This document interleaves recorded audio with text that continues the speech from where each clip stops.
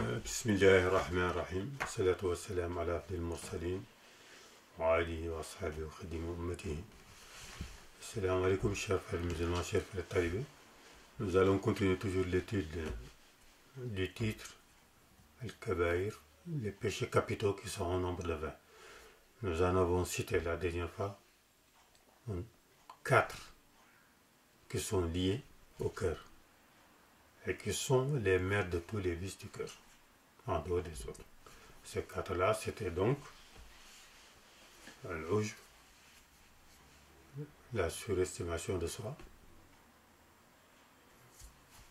le fait de se croire supérieur à tout le monde, ou al-kibr, l'orgueil, al-hasad, la jalousie, et ria et l'ostentation. On avait essayé de définir ces termes-là selon la conception de l'imam Hamd al-Ghazali et que le Cheikh Ahmad Ben Khadim Rassoul a amené ici parmi les 4 péchés graves, 4 défauts du cœur qui entraînent des péchés très graves. Maintenant, nous allons étudier les péchés graves, al-Kabaïr. Parmi les 20 péchés, on en a cité 4, donc il reste 16. On va passer aux péchés qui sont liés au Jawarih Sab'a. Jawarih Sab'a, ça veut dire les 7 membres du corps qu'on avait cité la dernière fois. Ces 7 membres sont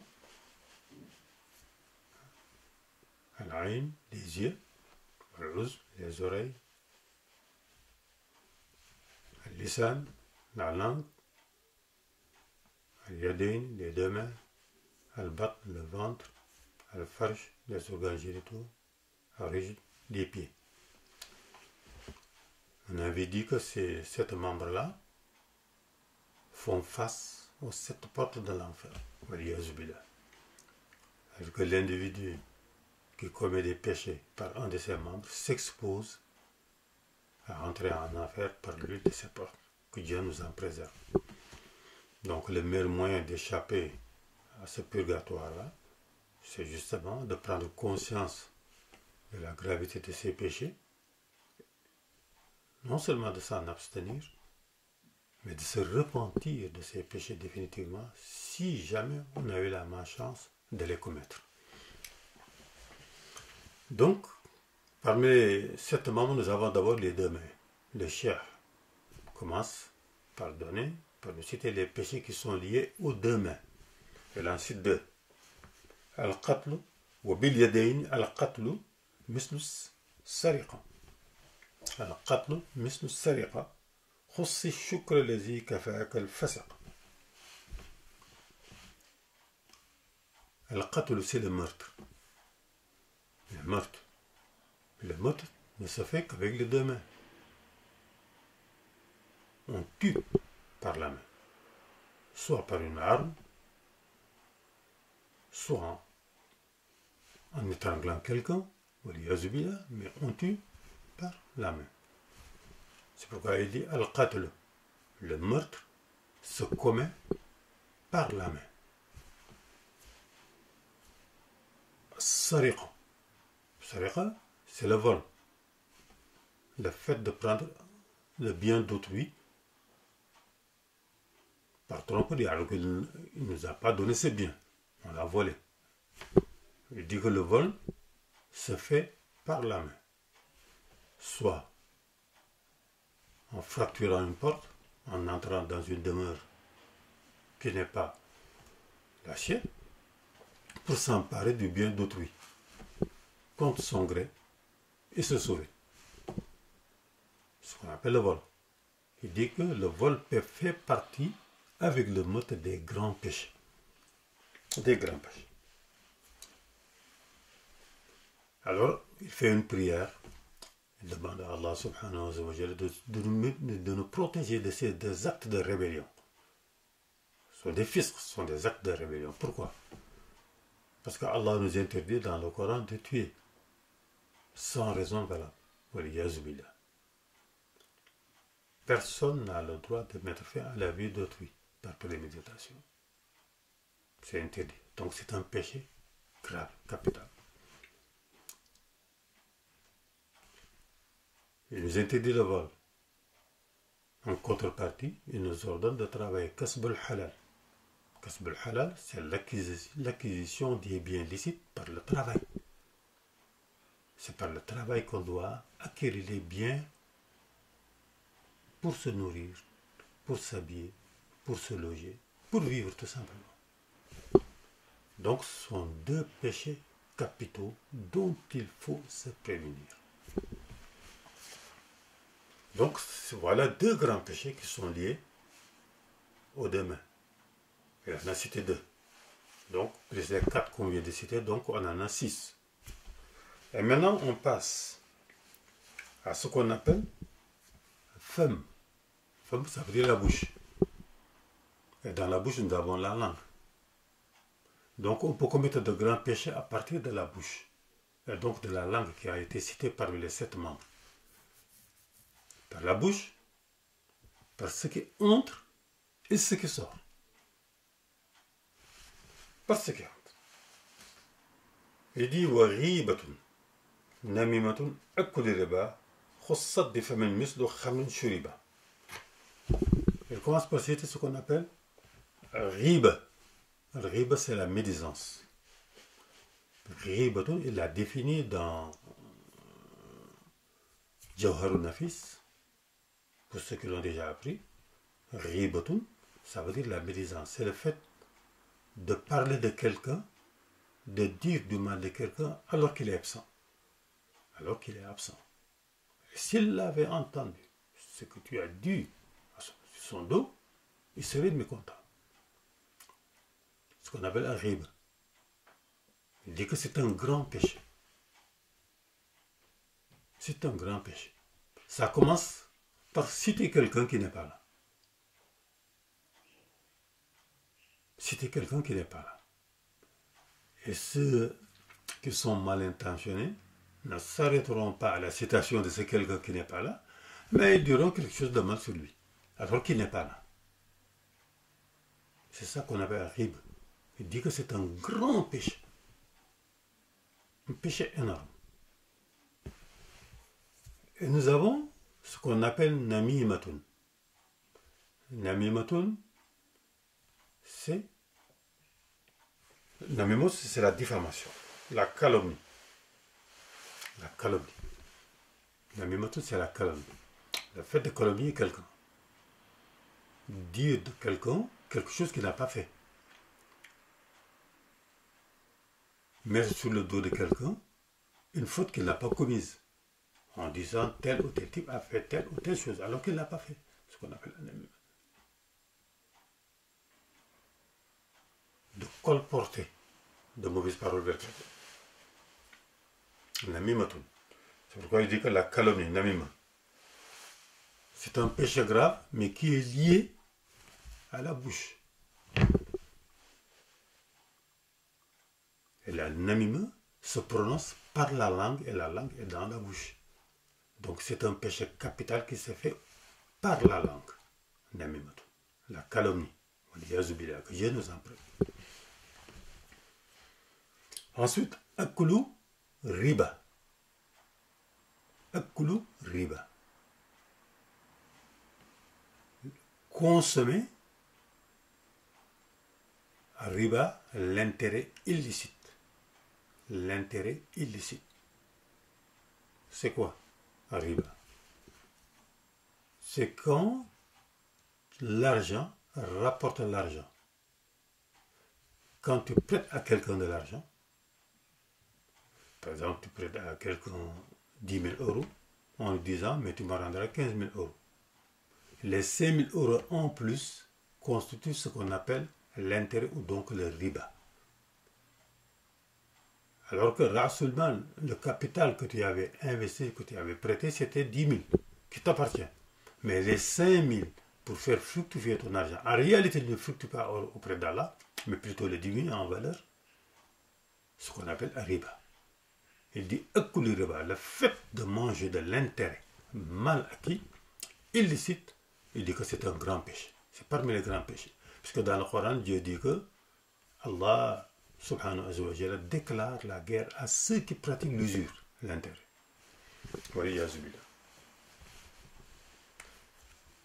Ensuite, khamru sharb. Excusez-moi. C'est peut-être le ramadan. Khamrun shuriba. Ou shurbul khamr. Le fait de boire du vin, de consommer de l'alcool. Il dit que c'est un péché parmi les grands péchés. Et Rasoul alayhi salatu wa salam, dans un hadith célèbre, dit que shurbul khamr, la consommation de l'alcool, ummul khaba'is, c'est la mère de tous les vices. Ça veut dire que celui qui a consommé de l'alcool et qui est ivre peut commettre tous les autres vices. Tous les autres vices que tu peux imaginer. Qu'il ne commettrait jamais s'il n'était pas en état d'ébriété. Et c'est parce qu'il est ivre qu'il commet ces actes-là. C'est pourquoi il dit que c'est la mère de tous les vices. Alors, shurb al-khamr, la consommation d'alcool est interdite. C'est un péché capital parmi les péchés capitaux. Ka'akli amwalil yatim. Aklu amwalil yatim. Le fait de dévorer les biens des orphelins. Dévorer les biens des orphelins. C'est celui à qui on a confié des orphelins, des enfants qui ont perdu leur père à bas âge, avec des biens pour élever ses enfants et leur garder ses biens. Au contraire, ils dévorent les biens de ces orphelins. De telle sorte que les orphelins, quand ils deviennent grands, ils ne trouvent plus rien. Il dit que ça fait partie des péchés capitaux. Péchés capitaux. Wal-yamin. Ayil Rumous. Al-yamin, ayil Rumous. Rumous, c'est quoi al-yamin? Le parjure. Le fait de jurer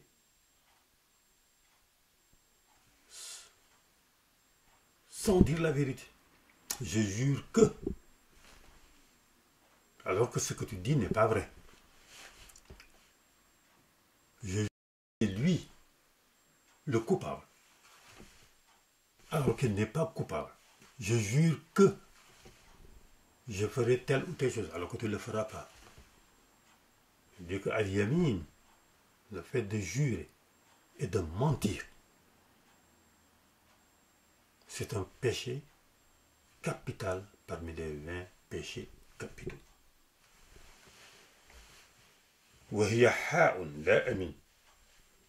Il dit que ces péchés qui sont liés à la bouche, donc à la langue, sont des péchés qui sont au nombre de 8. Shahadat Zur, ça fait partie de ces péchés-là, qui sont liés à la langue. Shahadat Zur, ça veut dire que le faux témoignage. Rendre un témoignage faux sur un acte dont tu n'es pas témoin. Ou même si tu étais témoin, le témoignage que tu fais est faux. Repose sur le mensonge. Oui, c'est cet homme qui a tué. Oui, c'est cet homme qui a volé. Alors que cet homme n'a ni tué ni volé. Oui, j'étais présent. Je l'ai vu de mes propres yeux, alors que c'est faux. Ce qu'on appelle le faux témoignage. Il dit que ce qu'on appelle Shahadat Zur, faux témoignage. Il dit que ça fait partie des 20 péchés capitaux. وقذف المحسنات ثامنة الكبائر مستهجنات. ثامنة الكبائر المستهجنات. قذف المحسنات. المحسنات, ça veut dire les femmes vertueuses.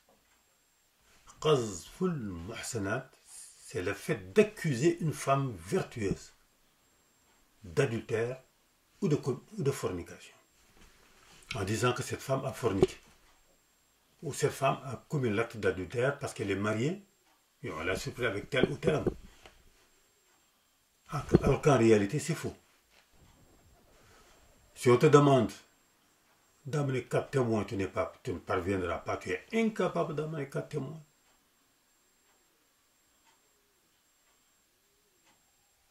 ensuite, tu veux faire croire aux gens ce qui n'est pas vrai. En accusant telle femme qu'elle a commis la fornication ou l'adultère, alors que cette femme est une femme vertueuse, qui ne commet ni adultère ni fornication. Ce qu'on appelle qadhful muhsanat. Il dit ça, ça fait partie des péchés capitaux les plus graves et qui est puni par Allah subhanahu wa ta'ala. Donc ils sont au nombre de 8 des péchés capitaux qui sont liés à la bouche et à la langue. La riba, la médisance, parler de quelqu'un qui n'est pas là en mal. Un namima, la calomnie. Akul riba, consommer de l'intérêt illicite. Shurbul khamr, consommation d'alcool. Akul amwali yatim, dévorer les biens des orphelins, injustement. Wal yamin, le parjure. Jurer et mentir. Shahadat zur, le faux témoignage. Wa qadhful muhsanat, et accuser une femme vertueuse de fornication ou d'adultère alors qu'elle ne l'a pas commis. Voilà les 8 péchés capitaux qui sont donc liés à la bouche et à la langue. Donc, il y a des péchés capitaux qui sont commis au niveau de la bouche parce qu'on fait entrer, tel que le fait de manger les biens des orphelins, le fait de manger, de consommer de l'intérêt illicite, le fait de boire du vin. Donc, c'est des choses qui entrent par la bouche. Ça, c'est des péchés extrêmement graves. Et les péchés capitaux qui sortent de la bouche à partir de la langue, tels que par exemple le parjure, la calomnie, la médisance, le faux témoignage. Voilà donc les 8 péchés capitaux qui sont liés à ce membre du corps humain, la bouche et la langue, et dont il faut se méfier. Voilà donc les 8 péchés capitaux qui sont liés à la bouche et à la langue. Et nous allons, Inch'Allah, continuer l'étude des autres péchés capitaux qui sont liés aux autres organes du corps humain. Wassalamu alaikum wa rahmatullahi ta'ala wa barakatuh.